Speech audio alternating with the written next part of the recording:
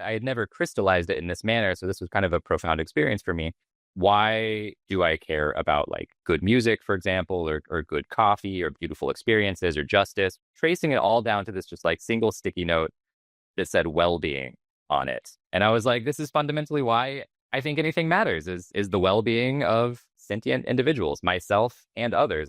My nonprofit that I now run, which is Connect for Animals, we have an online platform for people who want to help end factory farming. And our goal is to just help people come in and then get them connected to whatever organizations or resources are going to be the best fit for them. I thought if we could capture more of this people power and just get people routed to the right organizations, approaches, strategies, then I think that we can just take the whole dial of the movement and just turn it up.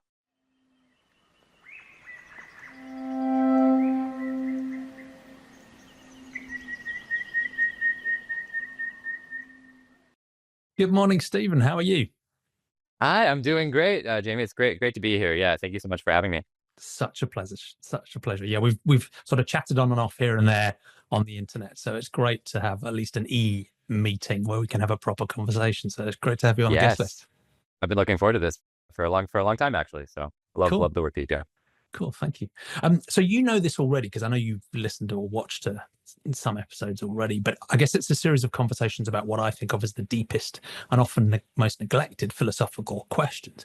And on the podcast, I just keep banging on at them because I want to counter that neglect and make sure people get the right answers, of course.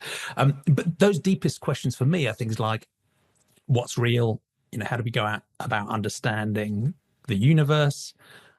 And just as importantly, the questions of ethics, questions like what matters and who matters, which might seem really basic, but I think that's because they're the most important.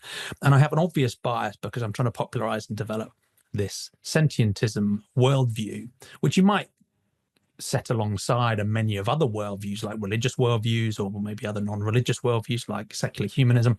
But what sentientism suggests in our answers to those questions is that we should use evidence, reason, and compassion for all sentient beings. So when we're trying to work out what's true and what's real, we should, with a big dose of humility, use evidence and reason, information from reality in a good faith attempt to try and understand it and then update, change our minds as the evidence changes. And on the ethical side, it's quite pluralistic and open-minded, but it does insist that every sentient being, every being that has the capacity to have experiences, to feel things, particularly good and bad things, they should all matter seriously in our moral consideration. But I talk in these conversations with a wide variety of people with different philosophical journeys, not all of whom agree with sentientism. So it'd be really interesting to understand how your thinking's developed even since childhood and how the way you answer those questions underpins the important work you do now. But before we get onto those big questions, how would you best introduce yourself? Yeah, of course. Happy to do an introduction. I guess first question, do you ever get into any brawls with people on your conversations? Have there ever been any very tense conversations that you've had? I wouldn't describe them as brawls because I think even the people who disagree with sentientism as a worldview still have some sort of intuitive compassion for the person they're in a conversation with. So I think all of my conversations, even if there are disagreements, I think without exception have been genuinely in good faith, even if there's disagreements. But there often is tension because we're addressing deep questions that sometimes people have assumed but not really thought through.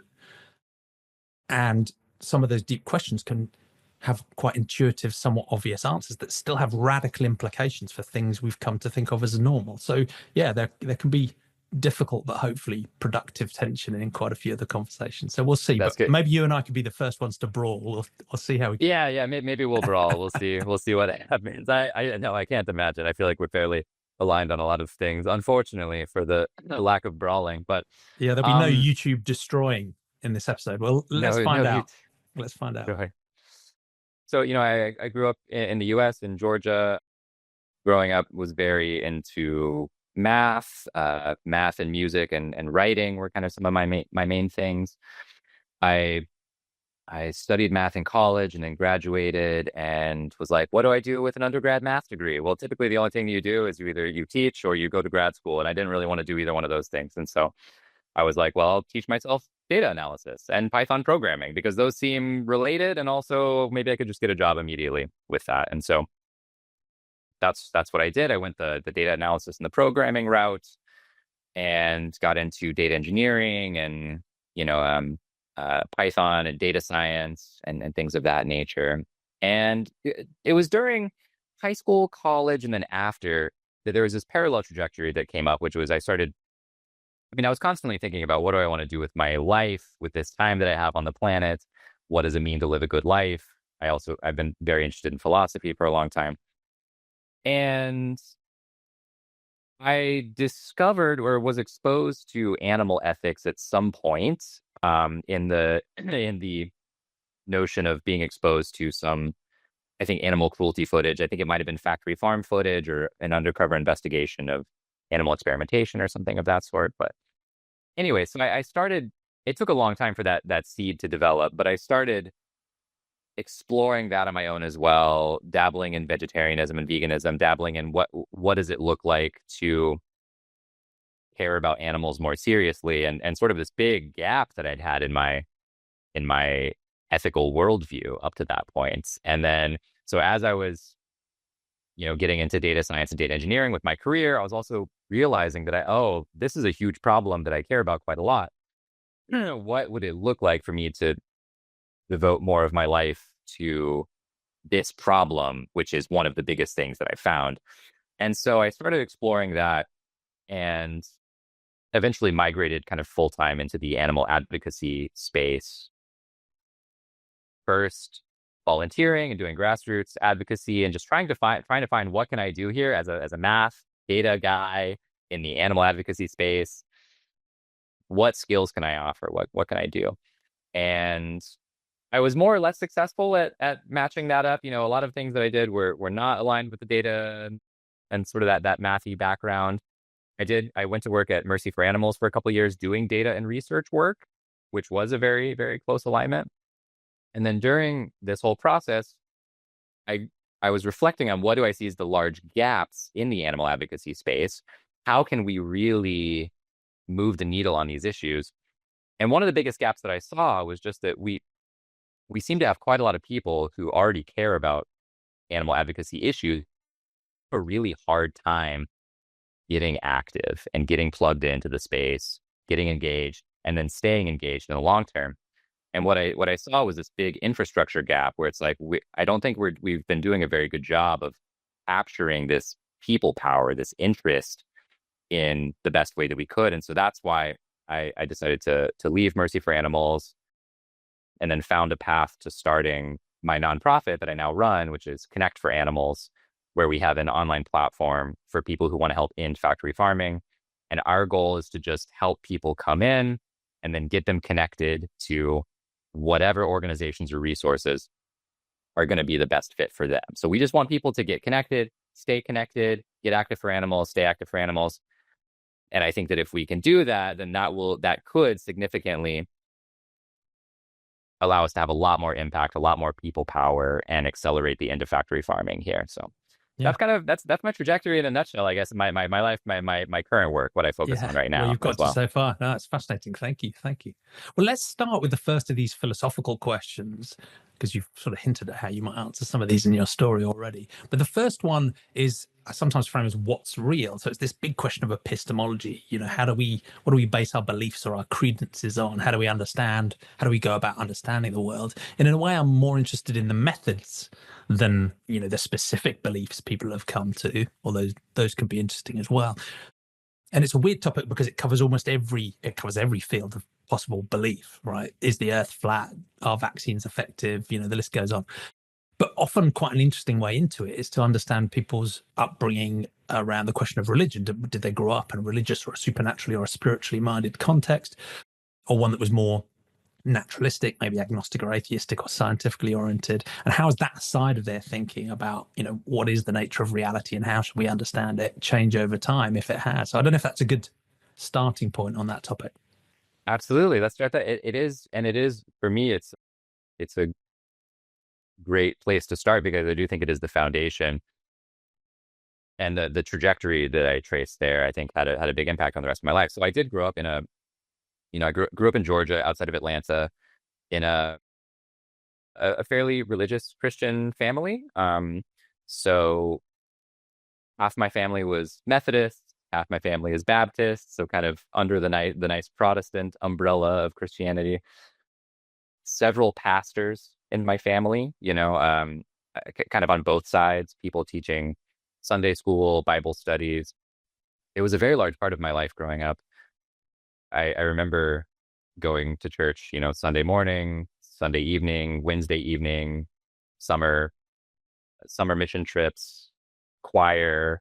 It was really church and school were kind of the two parallel parts of my life growing up. And I think that more of my social life, even for a lot of that, and that meaning, kind of meaning of where does meaning come from, really came from the Christian church growing up. Yeah.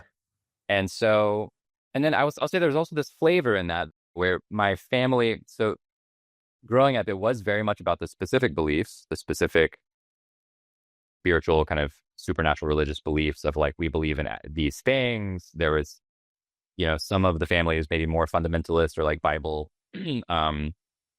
literalists.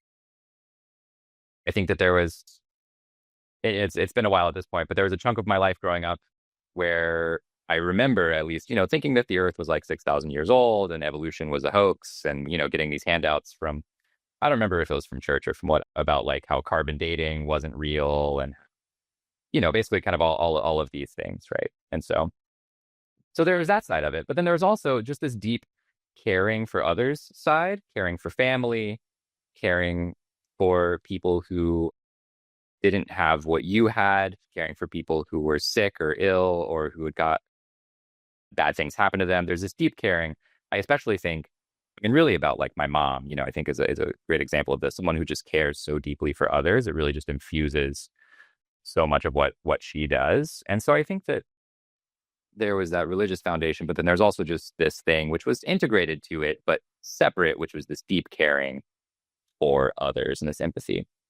So that was the kind of foundation. But then as I went through high school, there came to be these little questions, just like little things of like, oh, like maybe this doesn't make sense, or like, oh, I want to ask these questions, but those seem kind of off limits, or things just aren't squaring up right, exactly. But I didn't dive into it. I was busy with school. I went to a pretty intense science and math school, which is kind of funny, actually. I mean, because the science and math school is very, very deep into the science and, evolutionary biology and all these kinds of things. And so there was the initial beginnings of that conflict of worldviews of like, how do we square these different fact spaces or these different belief spaces? And so when I went to college. And do you remember how you coped with those tensions at the time? Were you sort of compartmentalizing them, or do you remember how you felt about that? It's a great question, and I don't, it's been a while, and my memory for some of these things isn't the best, but I think that for a while I was very much on the side of like, okay, well, what I've been taught from religion is true. So I just need to figure out how to make it square with these other facts, or like this idea that maybe the people who believe in evolution or things like that are just completely mistaken, or that I think in certain religious framings, there's also this notion of like a conspiracy, kind of like an anti-religious, anti-spiritual conspiracy, where it's like scientists are, trying to destroy religion or something like that with these kind of evil theories, and I don't remember exactly which pieces of this, but for a while at least, I was very much like, well, religion is true, so I just got to figure out how to square these other facts with it. And then at some point, at one point, I don't know if I'm pushing this too far, was it almost like you felt like you were learning about the scientific conspiracy rather than learning a different way of understanding the world, or is it not quite that strong? So. Yeah, I think so. Well, I think especially in the early days of the initial exposure to things like the theory of evolution and things like that, it was right, exactly like you said, learning about the conspiracy, or learning about, or just like a mistaken or misguided or bad worldview or something like that. And there were these nice little, sheets or handouts or whatever, maybe printed off by various religious resources that would have these different ways of kind of explaining, it's like, well, these people say this, but here's actually what's going on, and here's why they're wrong. And if you don't know what questions to ask or how to probe into it, then you're like, okay, well, like I trust you all. You're saying this thing, so this is probably right, and it doesn't really make a difference to my life. Like I'm not with the things that I'm doing as a kid. Evolutionary biology is not playing a large role in how I'm conducting my day to day life, right? So it doesn't really matter at that sense, or like at that time, I guess as much. But yeah, I think that was a good way that you put it. Yeah, thank you. So how did things develop from there?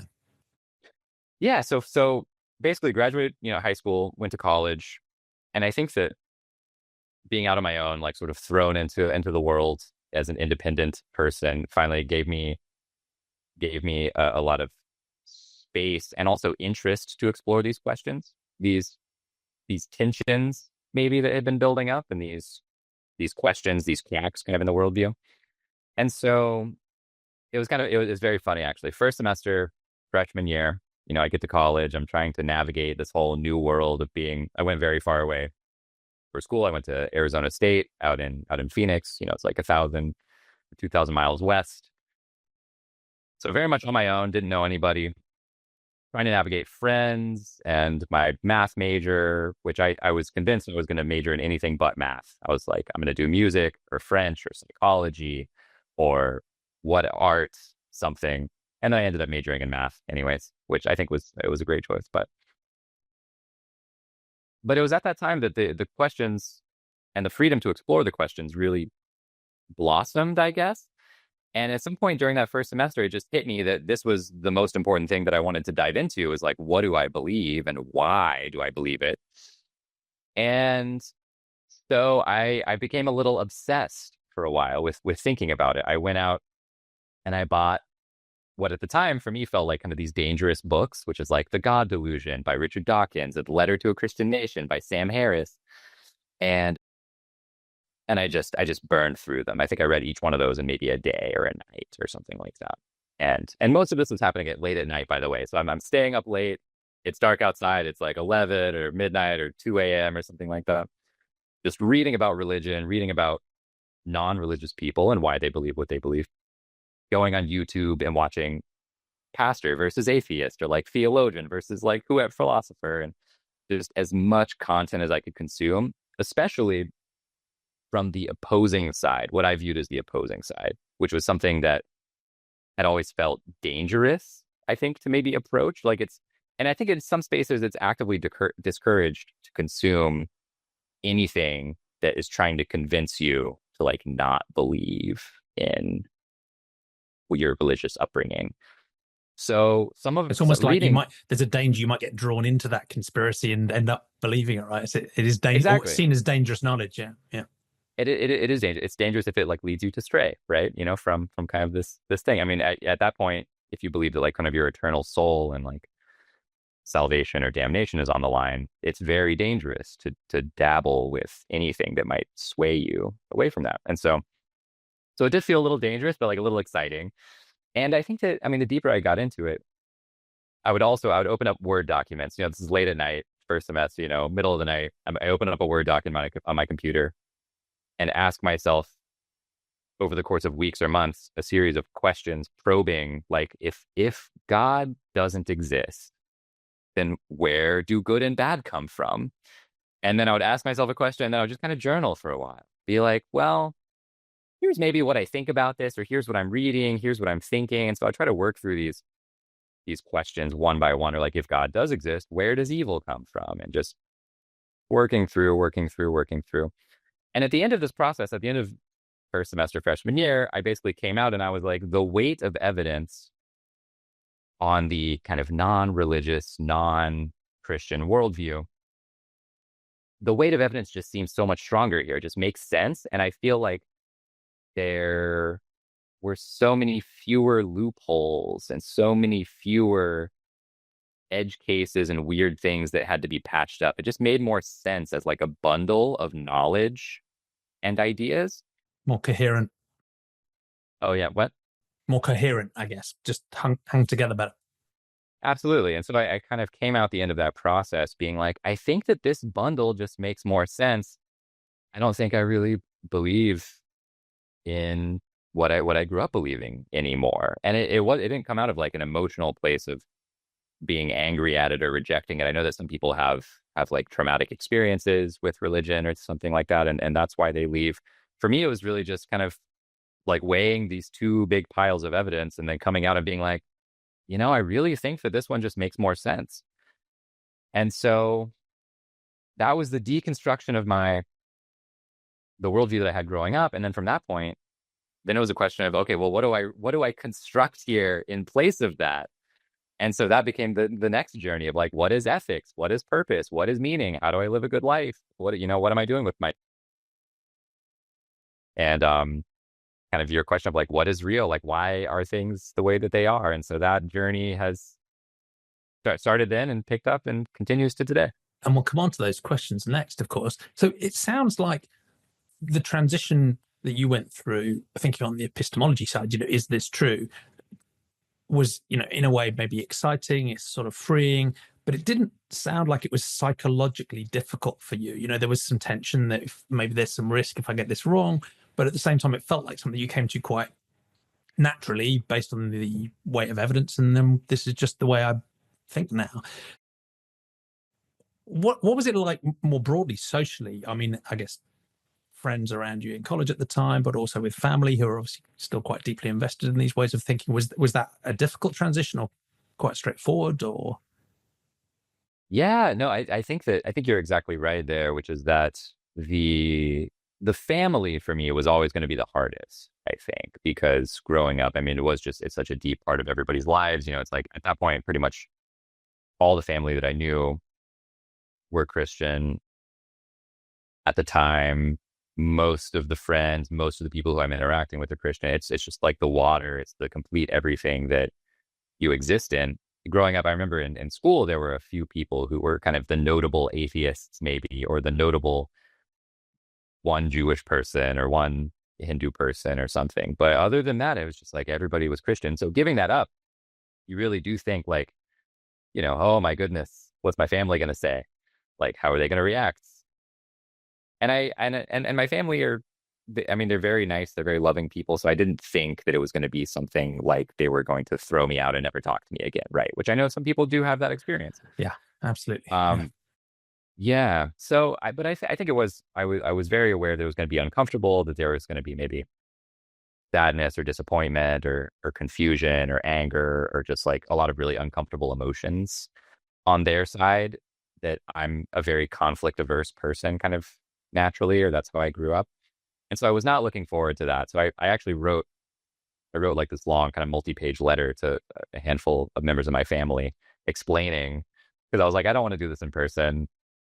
I think I'll write it out because I'm just better at writing things out like this and just explaining like, look, this, I'm not mad at religion necessarily. I'm not, I'm not angry at this stuff. It's not coming from an emotional place. It's like I really just kind of sat down and tried to think about like what do I think and what do I believe about these things, and here's where I am now. Here's where I came out, and I just wanted to let you all know because I know this is important to you, and like this does change probably how you see me and how you think about me, just because it's one of those things where it's like it's going to be important to them. And so so that was difficult. And then on the college social side, it was less difficult, although I did get myself into a little bit of a pickle where when I first came to college, the first thing that I did was look for campus Christian groups. And I shopped around with a friend actually and explored different, youth Christian groups to go to. And I ended up finding this one that I liked a lot and went there and made a bunch of friends. And then by the end of the semester, had to tell a bunch of them, like, by the way, like, I still really like all of you and this is cool, but I'm not going to be coming anymore probably because I don't believe, turns out I don't believe in a lot of this actually. So maybe we can still hang out, just not in this context.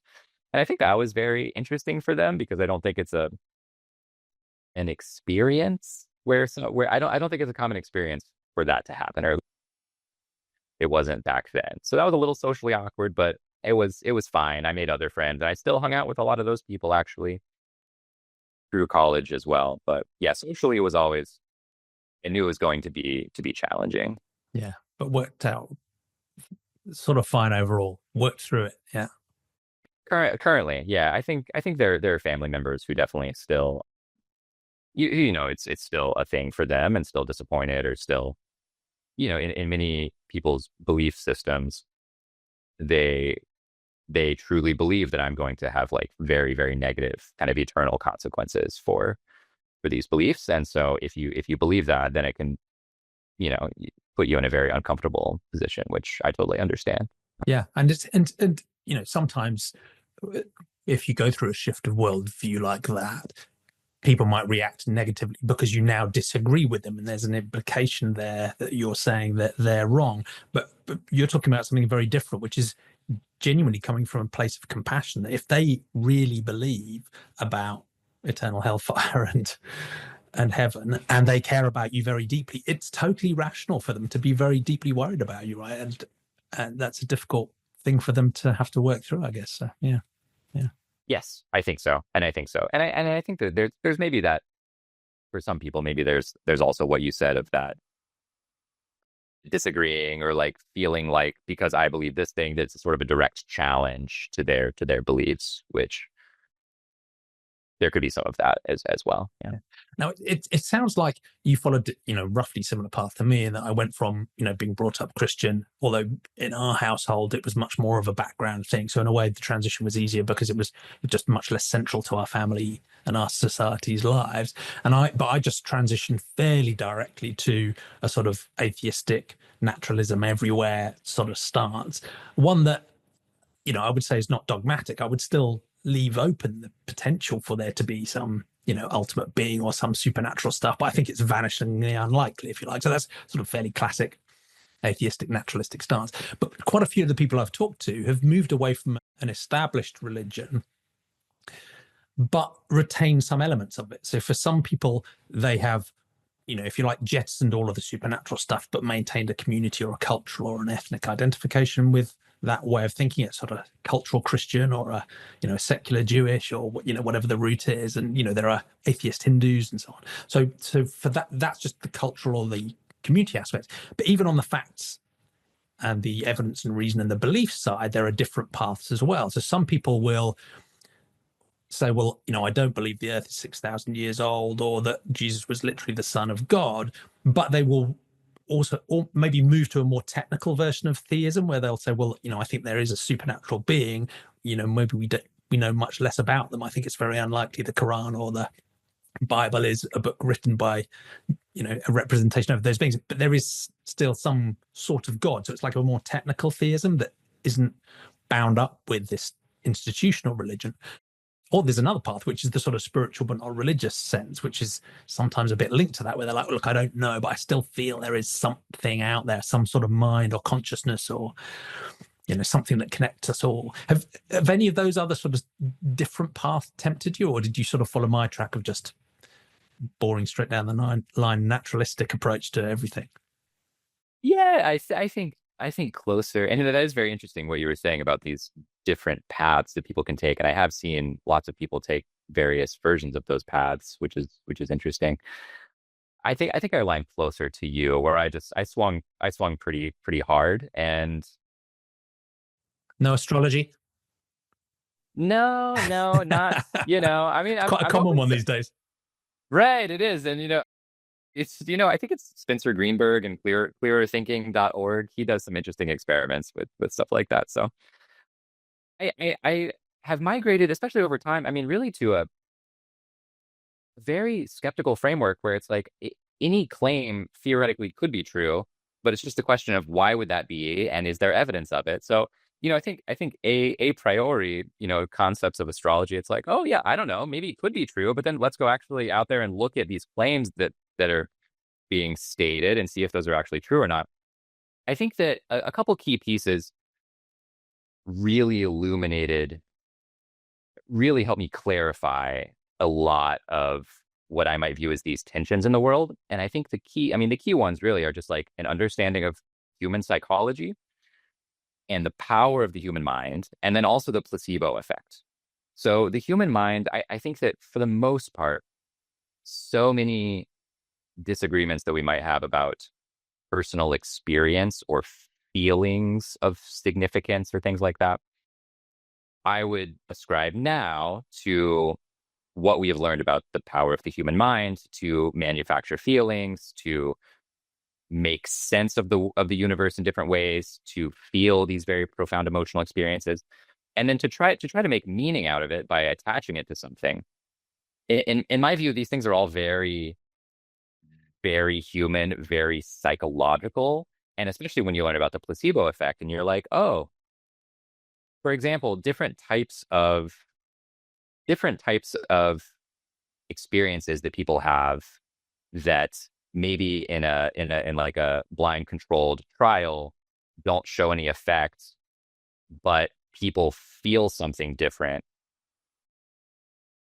I think the placebo effect can explain a lot of that, where if you expect to get some kind of result from something, if you expect something to be different, then you can feel different, and that's a fact about human psychology and physiology. And so I think I would explain a lot of those things probably through one of those lenses when there are claims about people's experiences that don't seem to match up to what we know about reality. It's like, oh, well, is this actually just a facet or an artifact of human psychology and the human mind?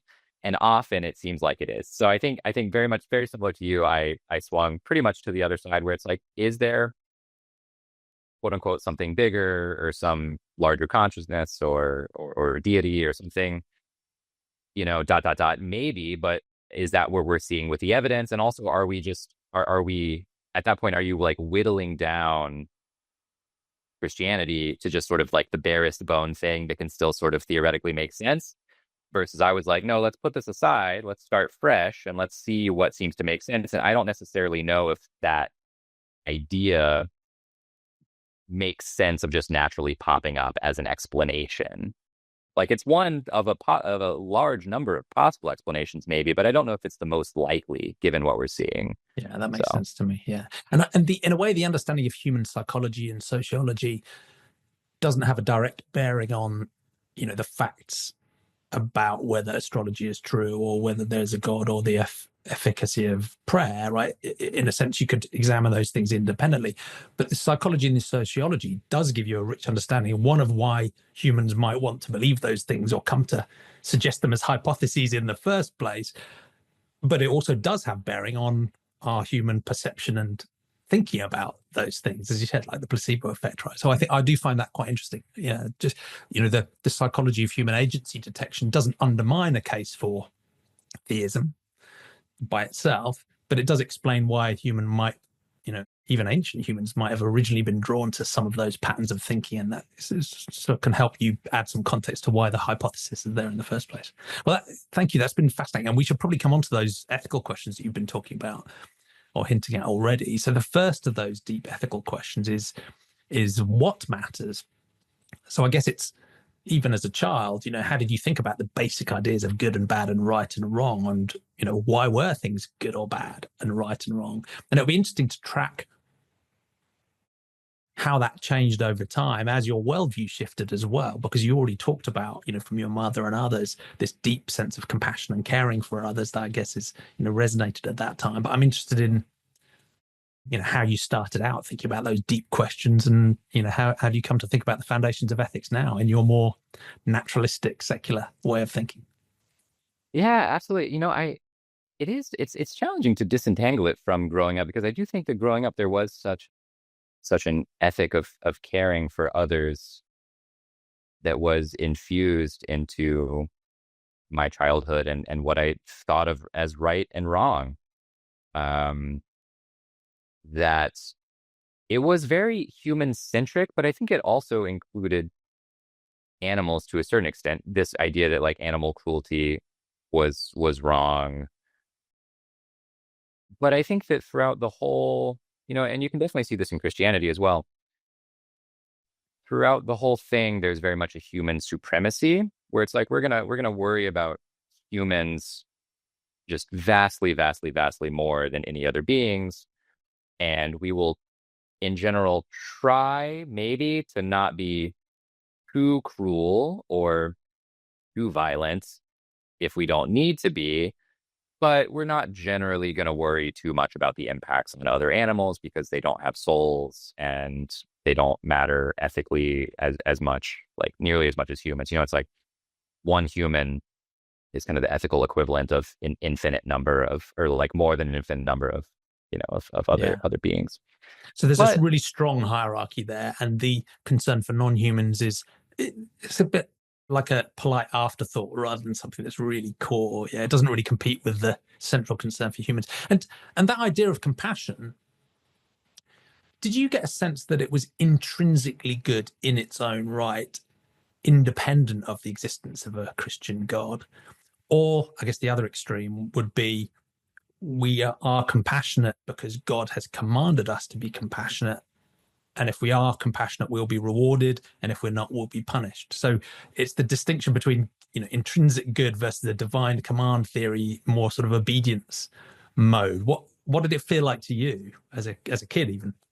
yeah, it's a great question. I was probably a blending of both of those, but I do think if I think back, if I remember, I get more of the intrinsic good nature from maybe what I'm remembering, and I'm not sure if this is accurate, but kind of the viewpoint, let's say that like God is love, God loves us, the nature of God is kind of loving and compassionate, and so the more that we are like that, the more that we are like God in that sense.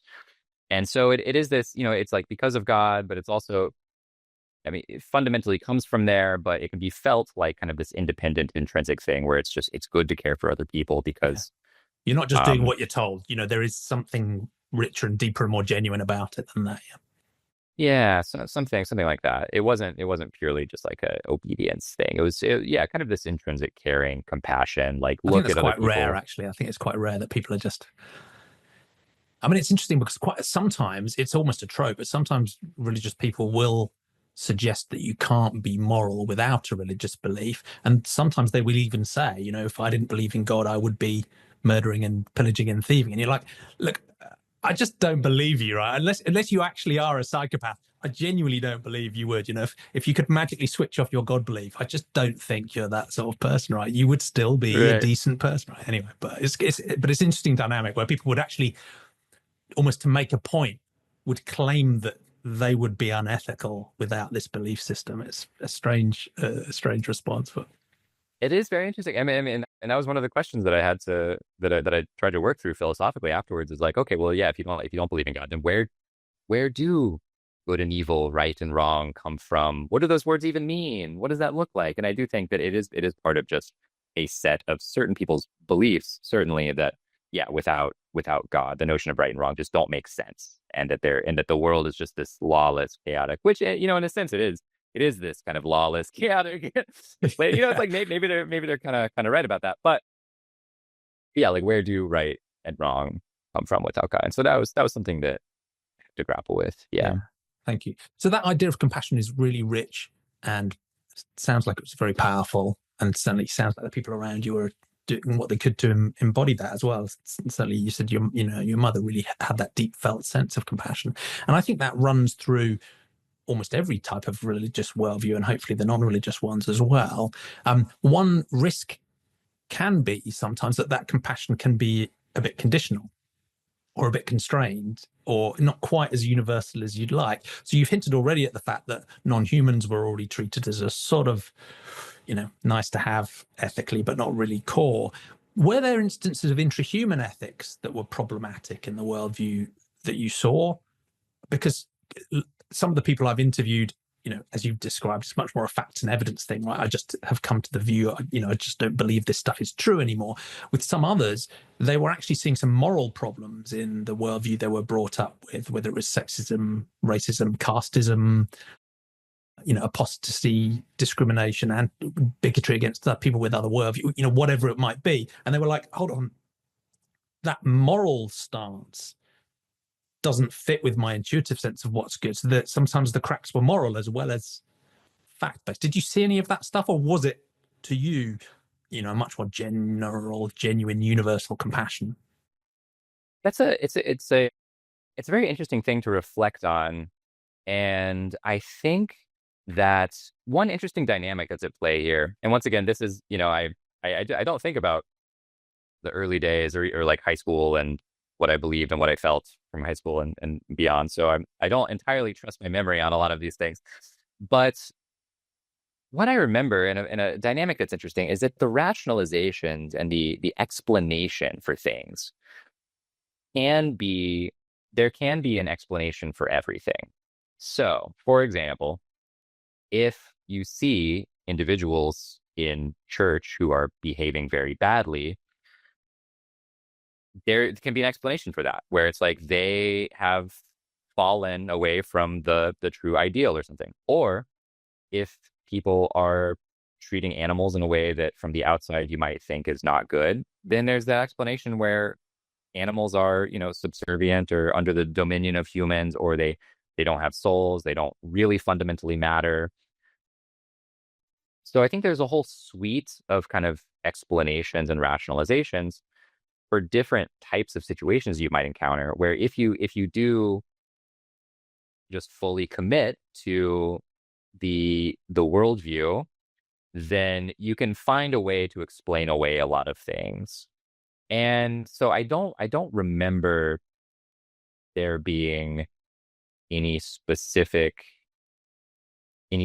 moral cracks that showed up other than just the larger question of, is this true or not? Because I think that there were various ways to explain away different types of bad behavior, or or even if somebody's acting in a way that they say is correct but you perceive as wrong, then you can still believe that they are not in alignment with like God's true character or purpose, for instance. Kind of the true Scotsman thing. It's like, well, you're not really you're not really truly in alignment with what I think is right. So you can always explain it away for other people, Yeah, as well. and one of the most difficult challenges, I think, maybe for those types of religions that do actually believe in eternal torment and hell, and of course there's loads of different versions of hell as well,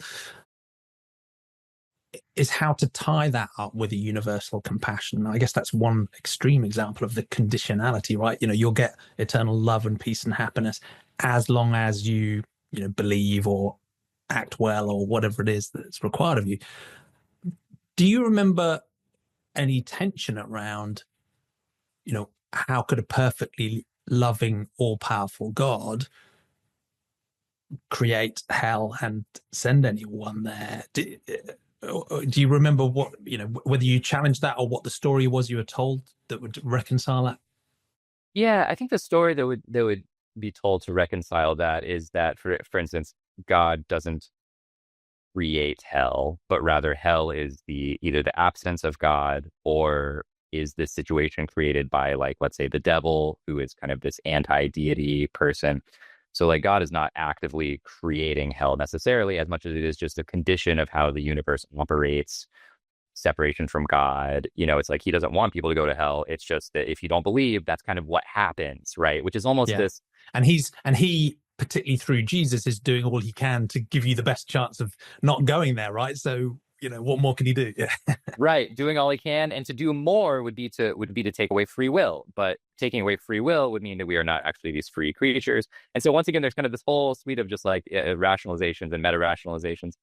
I think that is an interesting question, though, that I did start to tease apart, which is exactly the question of the sort of the all powerful, all knowing, all loving deity. That sort of trifecta of qualities mixed with the problem of evil. I think digging into those was a really fruitful exploration, where it just didn't, it was one of those things that didn't quite make sense. It's like, you seem like you're jumping through kind of a lot of hoops here to believe all knowing, all powerful, all loving, and the existence of hell, and the existence of like great evil and suffering in the world. Would you just take it on faith that this is the best possible world that could be created? Sure. But it seems much simpler to just accept this other suite of ideas about how reality actually functions. And this seems like it's jumping through quite a lot of loopholes and like logical conundrums to try to make it work. It just didn't seem like things really, really matched up. Yeah, thank you. So it sounds like when you're answering that sort of what matters question in a religious context, it was still about compassion and caring for others. And my gut feel is because you never tied that too strongly to the fact that God was telling you to do it, that when you no longer believed in God, did those carry through into how you think about what matters now? Is compassion and caring still the root for you, or have you? Because again, some people, when they move away from a religious worldview, feel like they have to do a sort of moral rebuilding from the ground up and come up with some new stance to justify ethics and morality. Was yours more of a just, well, carrying over what you felt from before? Or? I think that I think that emotionally, just as far as who I was raised as, and then who I was at that moment when I decided that I didn't believe this set of things anymore. The caring for others was still very much a part of that, where it's uncomfortable to see somebody who is suffering. You can imagine their perspective.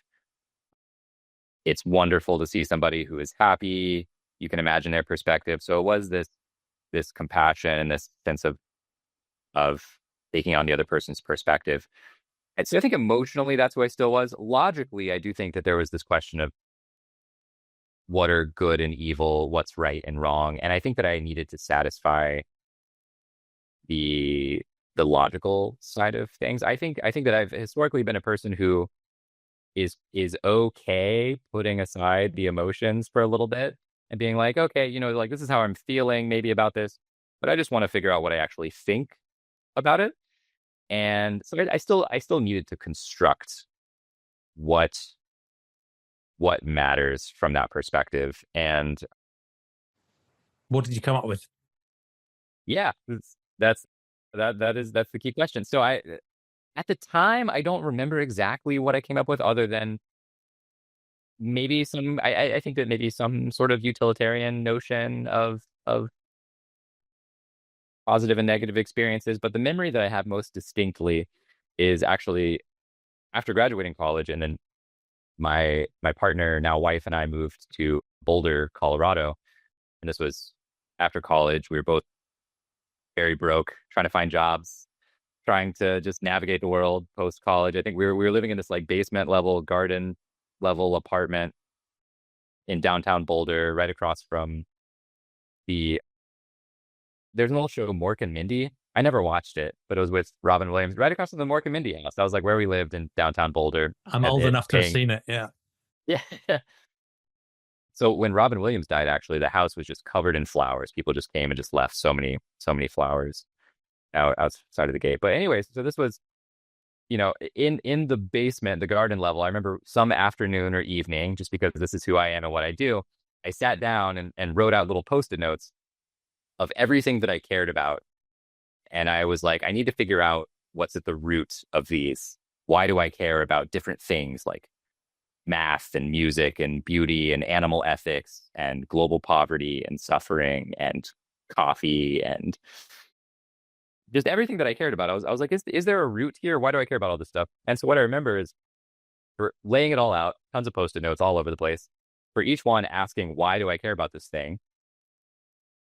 And then for each one of those, asking why I care about that, and tracing it all the way down and trying to find a root. And this was maybe something that I had thought of before, but I had never crystallized it in this manner. So this was kind of a profound experience for me, was that it all fundamentally traced down to the well-being of either myself or others. Why do I care about like good music, for example, or good coffee or beautiful experiences or justice? Well, it traces down to either I'm experiencing something positive or negative, or other people are experiencing something positive or negative.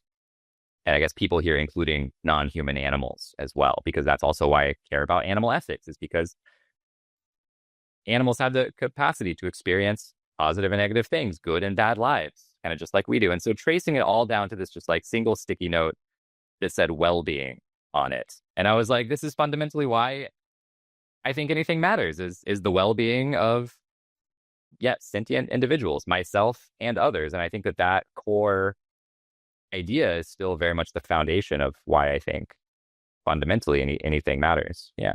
Yeah, brilliant. Thank you. I love how wonderfully weird my guests are. And I just, the idea of doing that on the Post-it notes and working it through is, I just wish everybody did it, right? And it's the sort of thing that you can imagine I mean, I do workshops around worldviews with kids of all ages, like from 5 years old through to 17, 18 as well. And that's a brilliant exercise, right? You could get a room full of 10-year-olds and go, right, let's do it. Get a stack of Post-it notes each and do your own thing and just keep asking why and see what's at the bottom. So I might even use that. Yeah. Oh, Thank you. please do. It'd be interesting if people ended up with like different last sticky notes, and I guess that's where maybe some deep fundamental worldview differences could come from if people feel very, very strongly. I could probably trace another sticky note off of their last one to say like, well, but really it's all fundamentally because of well-being. But and that's the experience I have personally as well. I've asked this question many times and I've never yet found a convincing answer of something that leads anywhere else, because the things that other people care about, which they say are fundamental values, I think ultimately are instrumental based on even their preference for it, right? So I think it's inescapable, but maybe we're wrong. We'll keep looking for someone who's got a different bottom post-it for us. So always open to, that exactly. deeply skeptical worldview, which I think is a good thing. I think is a good thing. Yeah. So the second question, which you've already started to talk about, is who matters. So even if we have an ethical stance that, however we represented it, is caring about others, their well-being, their experiences, their suffering, their flourishing, their interests, their perspectives, what they want, I think intuitively that's just like a common sense definition for just what morality is. It's about caring about others in some way, shape, or form. There's a really critical question which is often neglected, which is, okay, well then who matters? Who are the beings that I grant moral consideration for? And you talked already about, in the religious context, there was this sense that humans are ensouled, so they matter fully. Their experiences, their interests, their well-being really matters. Animals were there as a bit of a sort of nice to have, sort of second order, if we have time, and but they don't really matter because they're not ensouled in the same way. I'm not sure whether that meant they also weren't sentient. It's probably a different thing. Maybe they could feel pain, but pain didn't matter so much. But anyway, you can talk us through that story. So that was the stance you started out in. And now, as you think about well-being, you're very clear that that's any being's well-being, not just human well-being, or not just some subgroup of humans either, right? It's all the humans and anyone else who has well-being whatsoever. What was your journey like on the moral scope question of who mattered, from that starting point to where you are now? So I think that, learning about psychology, learning about how the mind works, studying philosophy, studying ethics, and also actually, so this is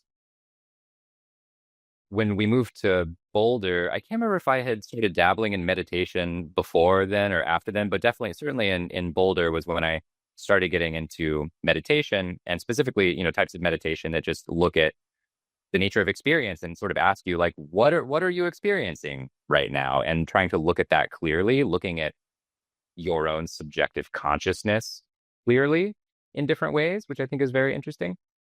And through a mesh of all these things, the worldview was very much that,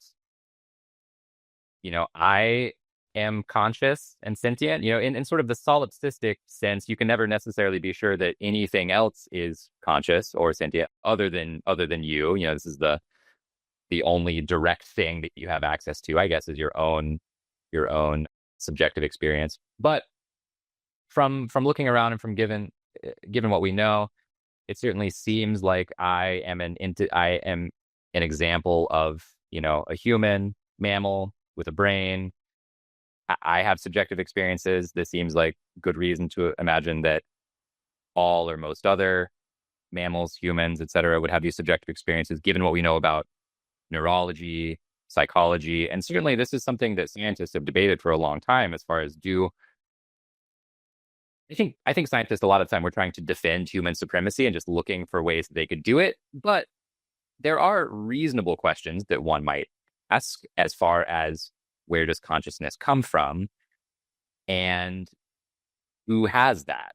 Who has the brain, the brain structure or the neurology to generate consciousness? I think it's still very much a unanswered question in a lot of ways of how exactly, at least to my knowledge, how exactly consciousness arises. I know that there's a few different competing macro like theories about how it arises. But anyways, once with all of that understanding,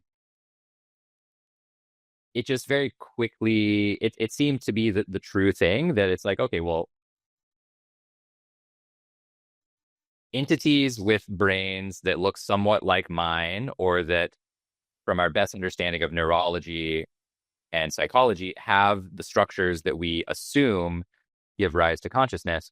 If an entity, an animal, human or a non-human, has those brain structures, then it would seem that they are conscious, that they have the capability for positive and negative experiences. And there's lots of experiments that have been done through the years to show that even some animals that we might not think of. I mean, for a long time, people thought that fish, for example, just like weren't conscious or couldn't experience pain, or, and then we show that, well, according to what we expect to see, if an animal experiences pain or not, fish certainly look like they're experiencing pain, and then when given painkillers, they seem to work in the same ways. And I think like antidepressants, maybe even in some cases, they react behaviorally, at least very similarly, and maybe neurologically as well. But so it just made sense that if an entity has the capability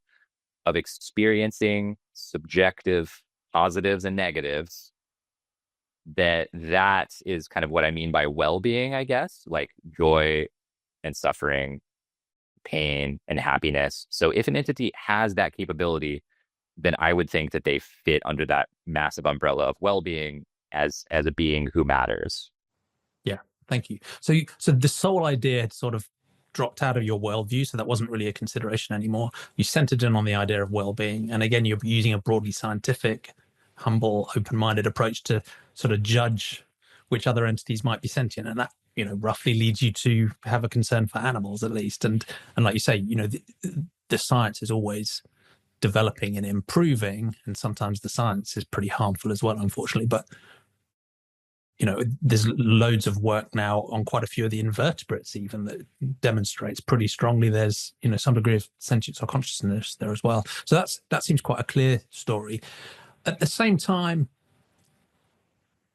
recognizing that, saying, look, I care about well-being, I care about suffering, and I care about flourishing, and I care about the interests of all others, not just humans, is a reasonably easy thing to say that most humans, I think, would probably agree with today. But taking that seriously can be difficult because it clashes radically with some things that we've mostly been brought up to think of as normal. And the classic case study is thinking about food choices and dietary choices and the role of animal agriculture as well. What was your journey of going from that sort of theoretical stance and working through the practical implications, again, psychologically, socially? How did you get through that story? I do think I agree with you that the clash of like, sure, every sentient being matters, and then, okay, slam that into reality, you can end up with a lot of really complex moral conundrums and paradoxes and just like difficult situations to figure out how to deal with. Food seems like one of those that is less difficult, that is more immediate, and that is directly actionable. And so, like I wasn't at the time, let's say college and then immediately after, like I'm not going around kicking puppies, for example. Like I didn't have to stop a puppy kicking habit that I had because I didn't have one. Like it's like I'm treating dogs and cats like nicely. I didn't have any companion animals. And it wasn't socially normal to kick puppies for fun either. So, and that's not a thing that people do, right? So it's like I don't have to stop that. Well, okay, it's like how do I interact with other animals on a regular basis? Well, once you take food into the equation, that's one of the more direct ways, if not the most direct way, other than if you start getting into like insects and invertebrates, things kind of blow up and get very interesting and strange. But food is one of the most direct ways that you interact with a lot of animals, potentially, especially if you're eating smaller animals like chickens, fishes, etc. And so I think it was just the most direct. And also historically in the animal welfare movement, being vegetarian or vegan is one of those behavioral indicators that is top of mind. So it was not only culturally in the animal welfare space, that this was kind of an expected or a good step to take. But it is also one of the most direct things that I could do that I had influence on in my life, was changing what I was eating. And it feels very direct as well. I mean, you're switching literally from eating, let's say, I mean, like the flesh of an animal who was killed and dismembered and turned into food products for you to eat. Yeah, I mean, there are pieces of the victim or things that have come from the victim right in front of you. Yeah. It's extremely direct, yes. And so I think that from that perspective, that makes sense as one of the first things to analyze and then to switch away from, as part of this journey of trying to live in a better relationship with, to cause less harm. I think that that was maybe one of the direct. And did you find that hard? Because some of my guests, again, they're wonderfully weird, right? They think it through logically and they're like, bang, I'm done. And they're like vegan the next morning. And for other people like me, it was sort of something that took decades to work through, and it's halting and it's difficult, and you make excuses and you use the all of the psychological trickery to justify continuing to do what you're doing, and there's the social pressure, and again, the journey is never perfect, right? But it takes a long while to get to a stage where you've at least boycotted to the extent you possibly can all of that stuff. How difficult was it for you? It took, I was like you, it took me a while. It took me, 5 or 10 years from sort of first exposure, considering it seriously, to then trying to go vegetarian and then falling off the wagon. And some of this was during college as well, where, I didn't really know any other vegetarians or vegans. Yeah, that makes it tough. Yeah. Yeah, the food that I had access to was just kind of whatever. And so, you would start, I think I would try. And once again, I don't remember exactly how it went, but tried being vegetarian for a little bit. And then it's just very easy to eat the tuna salad or pick up the hamburger. And like, nobody cares, right? Yeah. You're going back to being normal again, right? So you're going back to being normal again. If anything, there's an incentive to go back to being normal other than your own personal psychological discomfort, which at the time I had just college, lots of other things going on.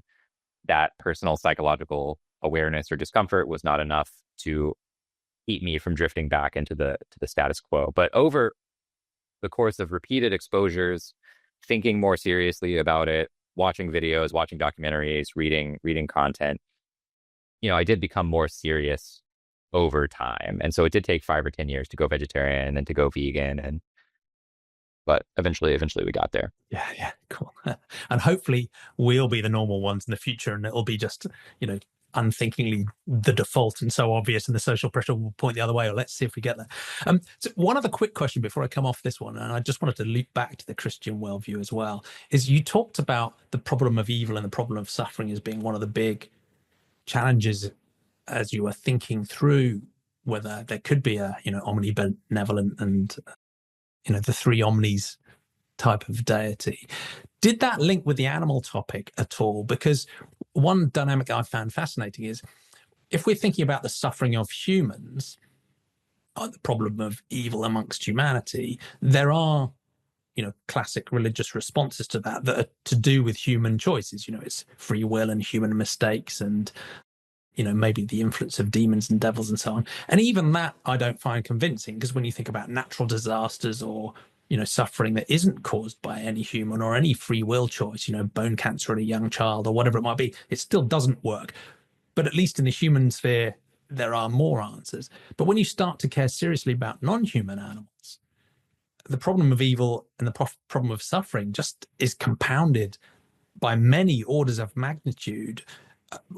When you consider animals under human control, of course, you look at animal agriculture and factory farms and non-factory farms and labs and entertainment and so on. But then you go to wild animal suffering, and your brain just melts, because as soon as you have a reasonably accurate understanding of the history of biological evolution for hundreds of millions of years, likely involving sextillions of sentient beings that could experience pain and suffering before humanity even evolved into existence, right? I mean, that just takes the problem of evil and suffering to a whole new level for me. So I should stop rambling on. But was the animal question part of your thinking about the problem of evil, or were you at that time just thinking about the human piece?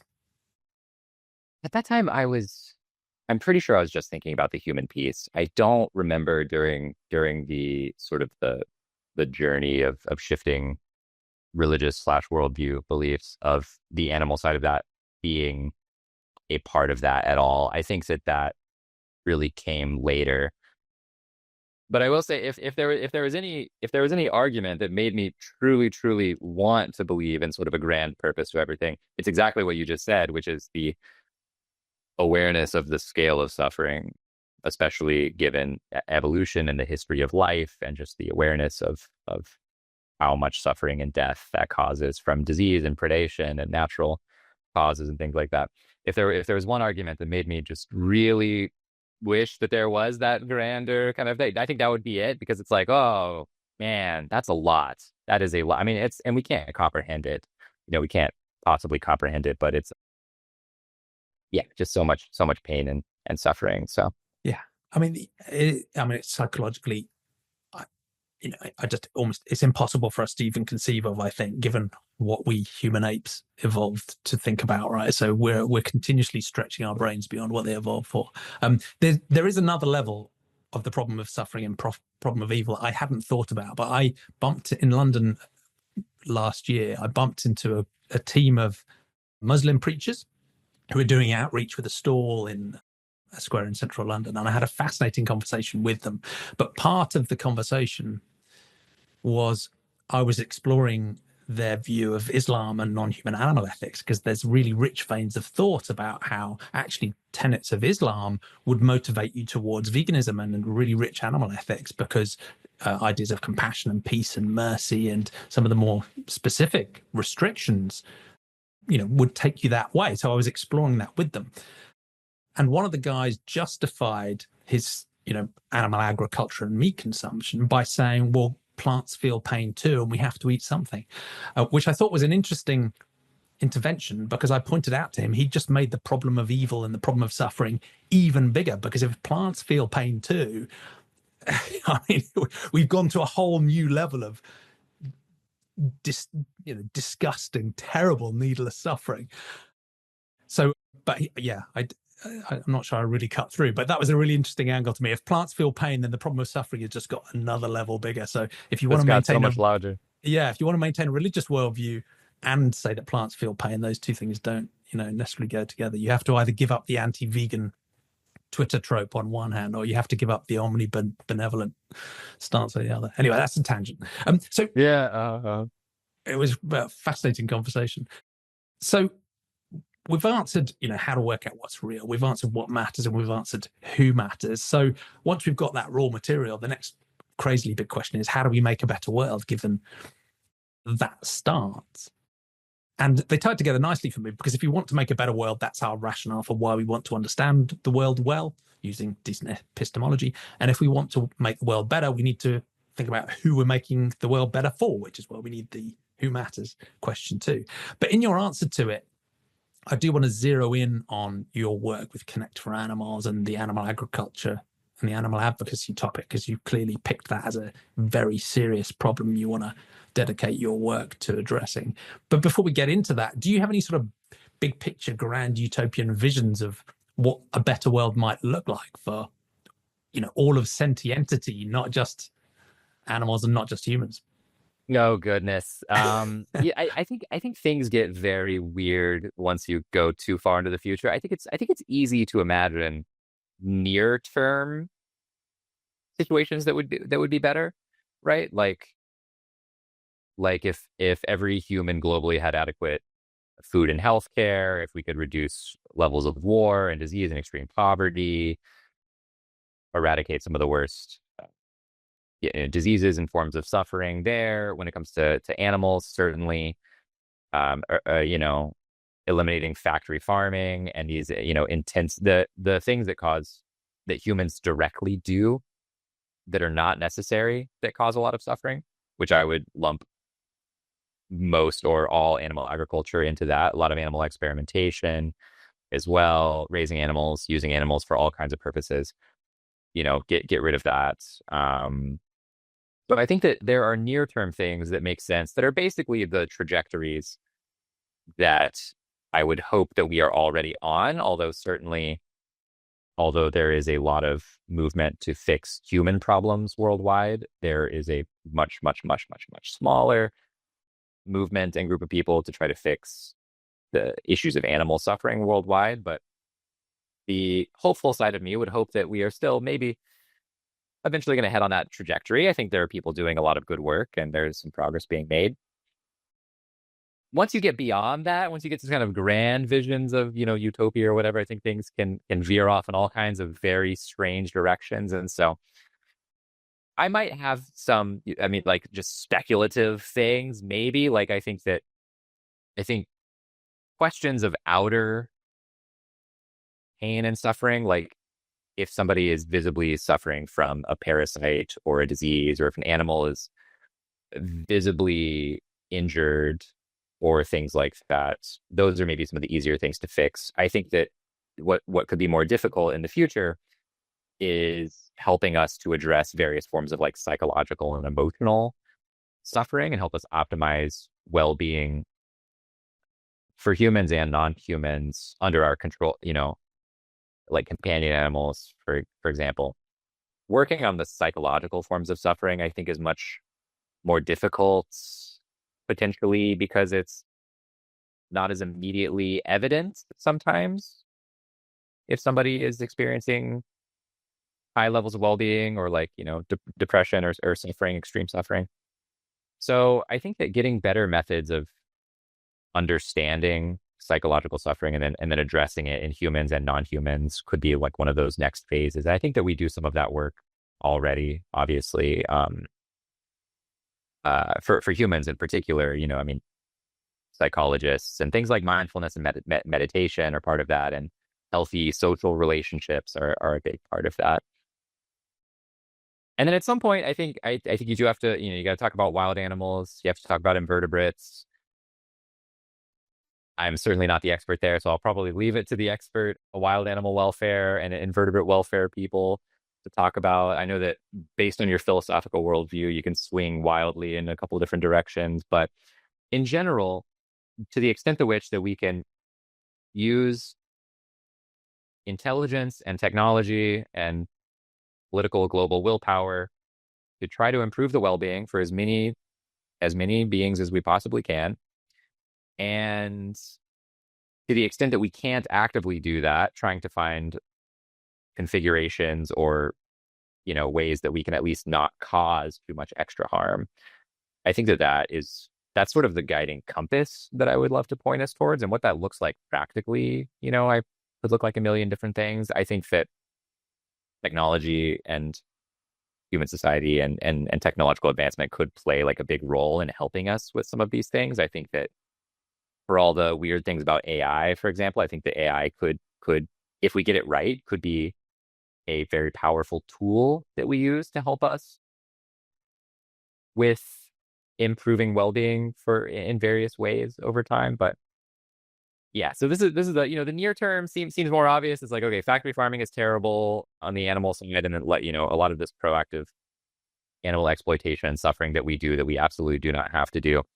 And then once we blow it out into the future, it's like, well, let's just try to improve well-being to the extent that we can using the tools at our disposal. But yeah, thank you. And even with that class of problems which are glaringly obvious and immediately tractable and actually technically quite straightforward to fix, even though politically and psychologically and socially they might be difficult, even that class of obvious problems, particularly the ones we're deliberately and needlessly causing now, is plenty of work to be getting on with, right? So, I quite enjoy thinking about the other slightly wilder long-term stuff, but there's quite a lot even in that immediate portfolio too. So maybe we should zero in on the problem of animal agricultural exploitation too, given that's what you focus on personally. I'm interested in one, whether you have a big theory of change for how do we address that problem and bring ourselves towards an end of that animal exploitation. But then, yeah, you already queued it up a little bit in the intro. How does Connect for Animals fit into that ecosystem? Yeah. So I think, unfortunately, there's probably not a silver bullet. I think that we've maybe been searching for silver bullets, and animal exploitation, certainly like animal agriculture, let's say, raising and killing and using animals for food, is so deeply ingrained in every facet of society, from the legal system to our businesses to culture, religion, just all of these things. It's very, very deeply integrated. And different in different ways around the world as well, which doesn't make it might make it easier or harder in certain places, but adds to the complexity of the problem, right? It's not one size fits all as a way of driving the change. Right. Absolutely. Absolutely. I mean, looked at from just a purely resource standpoint, humans view other animals as resources, in this case, like calories, nutrition, taste, etc.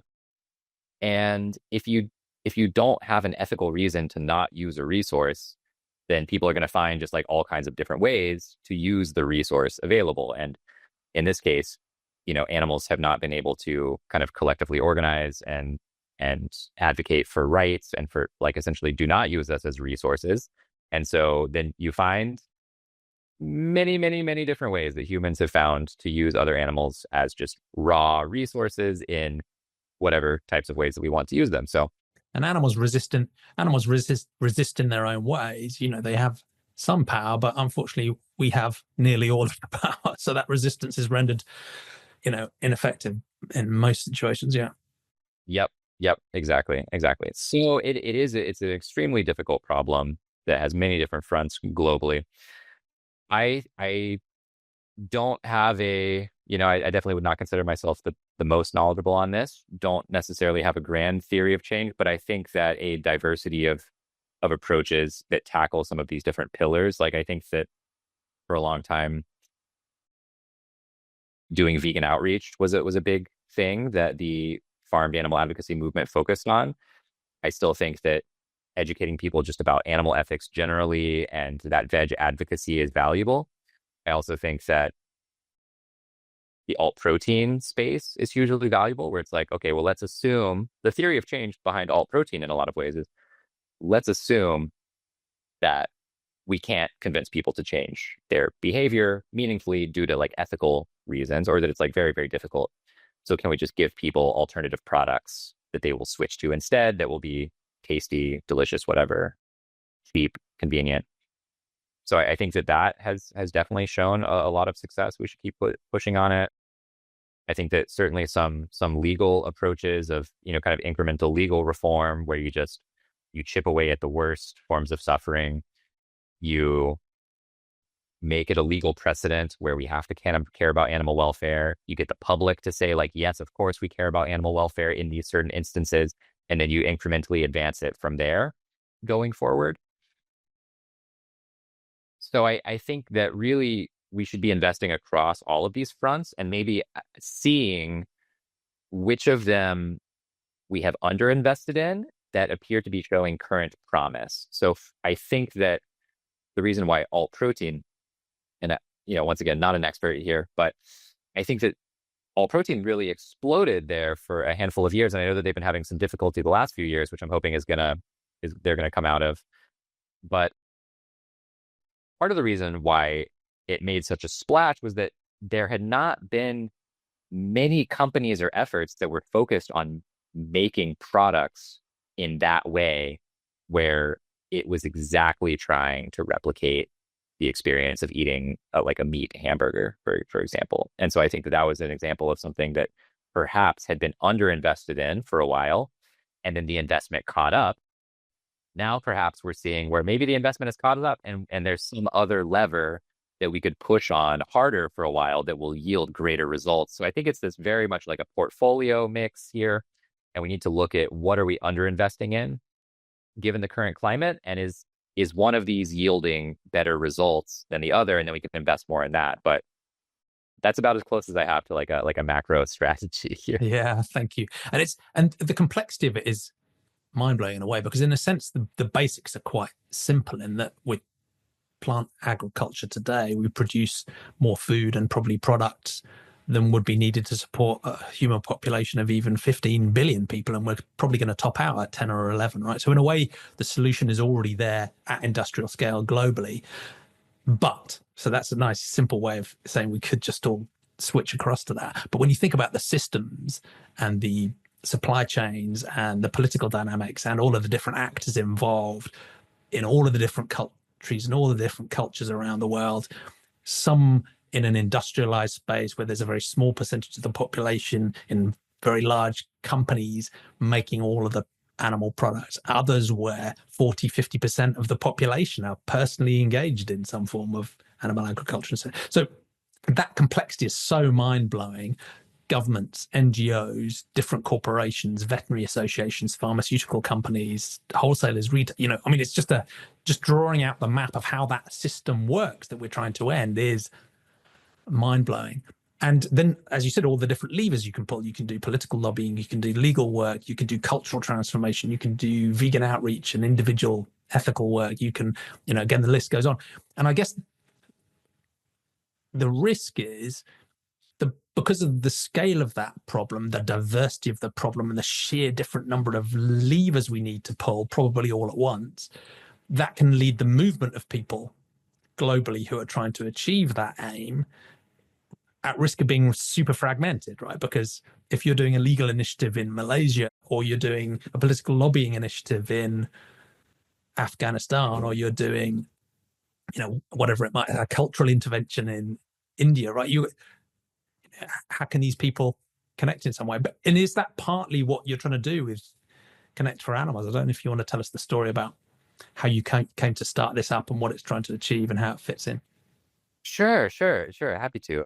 But to the question about, certainly when we when we look globally as well, I think that the farm animal advocacy movement has shifted to try to have a more global mindset in the last maybe 5 to 10 years. Yeah, feels like it. And I think that the situation is just so difficult, where I think that on the one hand, like, yes, it absolutely is necessary for us to be making progress globally. But what you said about how much should we spread out our resources versus concentrate,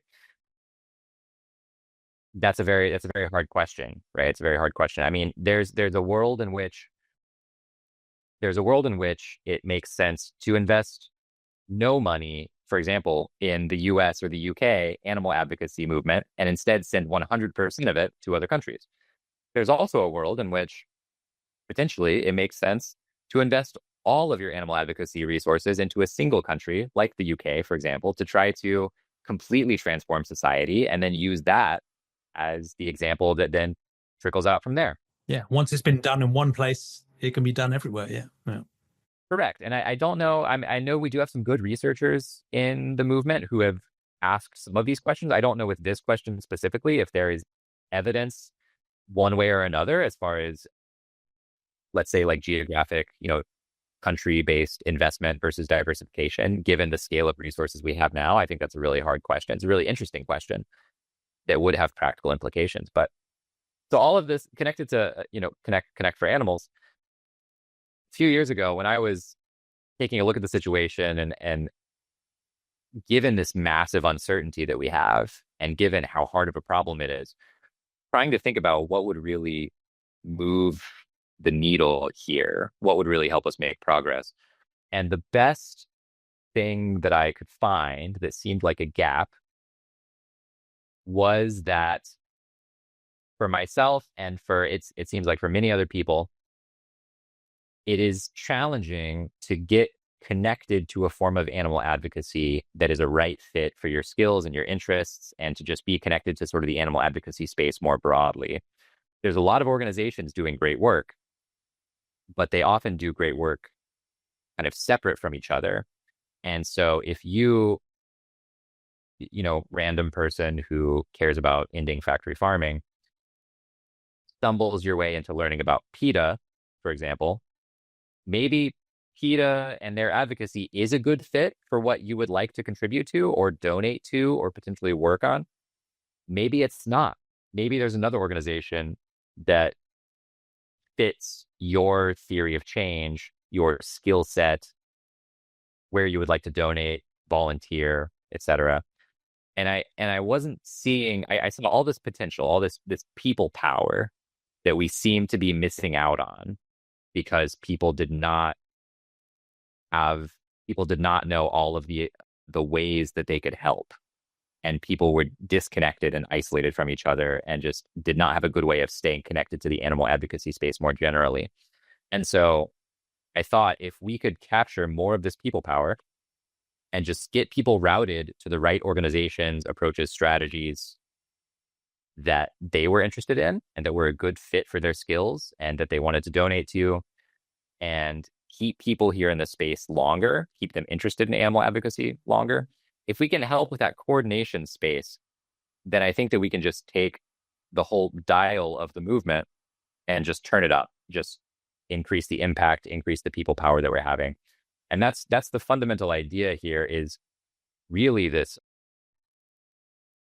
given the uncertainty, can we just capture more of our people power that is already there, not being taken advantage of, and increase the amount of work being done across many different levers and fronts. And so I couldn't find something that seemed like it had a likelihood of being more impactful for me to work on. And I was like, I saw this as a gap. It matched up nicely with my skills and my interests. Seemed to be a good bet, even if it failed. I thought that it was worth investing some time and energy into.